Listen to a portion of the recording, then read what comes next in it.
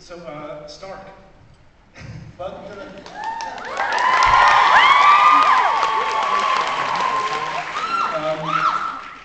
Tell me a little bit about the development process for you. I mean, you know, Tunney goes on this really incredibly wrenching journey. I mean, everybody goes on a huge emotional journey in the show, but for you, what was that like? I mean, you have to. It seems like Tunney has to really. He really is connecting us to the world that we live in today with the war. Can you tell me a little bit about that character? Yeah, I played a soldier a few times before this, and that really helped me sort of build the ideas of where this guy would be coming from. I've never played someone who joined up, though I've always played someone who was already in it. So that was really interesting to sort of investigate what would make someone want to. Michael and I had lunch one day when we were in rehearsals, and he was really great about allowing me to sort of build this with his help and decide why this guy would why he would join up, why he would put himself out there like that. It's a long, complicated story that is really only useful for me. But I was too scared to walk on stage and just try to sing pretty. You know, I wanted to have something behind it because otherwise, I don't know.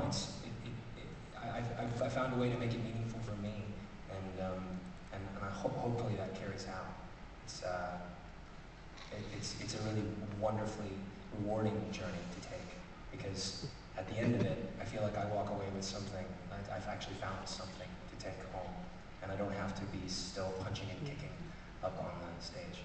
You know? There's been a lot of vets that have come to the shows too. Really, I've heard a lot of comments about his performance and how much they related to it. You know, I think it's a big deal. You know, especially with a lot of these guys coming out right now, men and women. Yeah, I was saying the other night that I read this blog where they talked about a vet who had been injured, who was in a wheelchair, was at one of the V-Day concerts, and I don't know if it was in Texas or California, and just how much he was getting out of the band. And it just made me think of the show, obviously. But so John, you have to, your character obviously loves and loses in a big way, and that sort of scars him for life.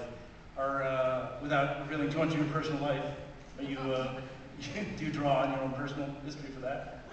Yeah, I think absolutely.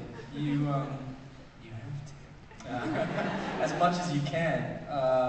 Definitely. I mean, I think that in Johnny's case, it's rather extreme. I think because you really watch him. It's really, you know, a lot of these characters, and Johnny in particular, are in this state of arrested development where. You know, I'm 26 years old, and we decided that Johnny was about that, 25, 26, at this place where he should be in a different kind of a place in life, a much more developed and matured place, but a variety of different reasons have kind of stunted him. He comes from this really broken family, and what you see in this love story, I think, is it's the love story that I think you see told in a lot of adolescent kind of films or plays or stories where, you know, that first love that you find when you're about 17 or 18, you fall in love, and I don't think that this character, other than the camaraderie and the love that he shares with his brothers, his best friends, Will and Tunney, I don't think that he's ever been showed any real love since he was a little boy, and his father passed away when he was really young. We decided that that's in the stories. These are all kind of things that just kind of they're hinted at in those letters and journal entries, but we really wanted to make sure that every, you know, while that is kind of vague and kind of like you just pick up someone's journal and you don't really know what you're reading, we really wanted to make sure that that was solid and that we had that whole backstory. And in his case, it's really complicated because when you haven't been given the tools to figure out how to love someone and be loved, it can be really messy, and he's going through this troubled time with this kind of split personality situation that happens with him and St. Jimmy, and this entity that's not real comes between them, and ultimately drives them apart. But there's a lot to be learned from both. There's a lot to be learned from the love, and there's certainly a lot to be learned from the loss. That's true. Actually, I want to ask quickly about that. The book, what we in the theater world call the book, which is the lines between the songs and as well as the story that you don't actually hear spoken. But is that all from you, Michael, or is it from? I know there's the booklet that went with American Idiot. Yeah.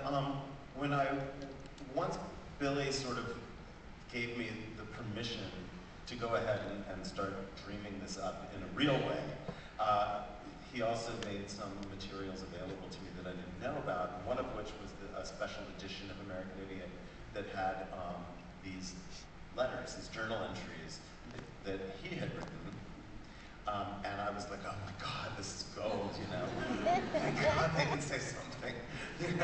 and I started playing with them right away. And at first I was extremely faithful to where they were in the booklet as they related to the lyrics. And then I started pulling them apart, and by the time we came to New York, I had given some of them to the two other guys. It was all just Johnny at first.